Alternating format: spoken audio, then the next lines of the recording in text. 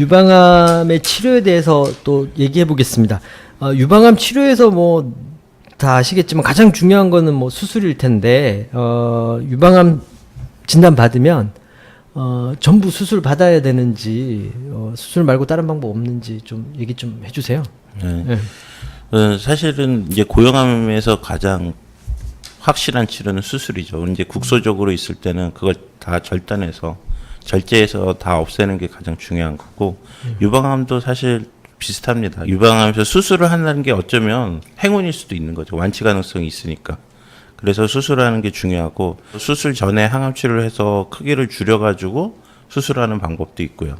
그 크기가 이렇게 그렇게 크지 않으면 수술을 먼저 하고 이후에 재발 방지 목적으로 항암 치료를 하는 방법도 있고 추가로 방사선 치료를 하는 방법도 있죠. 그러니까 결론은 수술은 다 해야 된다. 그렇죠. 네, 하는 게 좋다. 유방암이 병기가 연기도 있잖아요. 연기, 1기, 2기. 뭐, 그러니까 예를 들면 위암 같으면은 1기 같은 경우에도 내시경 수술이라 그래서 위 실제로 절제 안 하고 개복도 안 하고 그렇게 해서 하잖아요. 유방암은 그런 거 없어요? 연기에서? 무조건 절제죠. 일단은 그렇죠. 다만 그게 이제 내시경 들어갈 데가 없구나. 내시경 없어요. 나중에 마이크로 유선으로 집어넣는 그런 거 나오면 또 어떻게 될지 모르겠는데. 오케이, 알겠습니다. 네, 죄송합니다. 근데 생각해보면 연기인데도 왜 꼭 수술을 해야 되냐. 물론 연기는 수술해서 나오는 진단법명이긴 명이니까 진단명이 더 어렵습니다. 네. 사실 예, 영역 구하기가. 왜냐하면 저기 식구 중에 한 분이 연기였어요. 네. 근데 연기인데 수술하고 나서 연기인데 다시 덩어리가 생겨서 수술했더니 또 연기인 네. 거예요.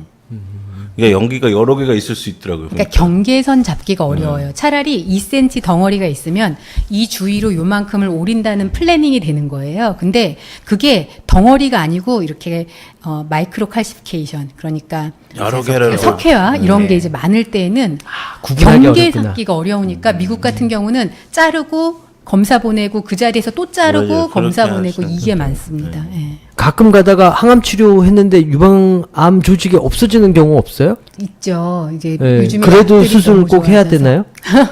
그거는 수술을 해야 알죠. 유방암 조직이 없어졌는지 어쩐지는 뜯어서 발견해야 알죠. 그냥 사진으로 봐서 있다 없다 갖고 얘기 판단하는 거는 없습니다. 위험하고 네. 반드시 현미경으로 조직학적으로 병리적으로 확인하는 게 필요하다. 네. 오케이, 알겠습니다.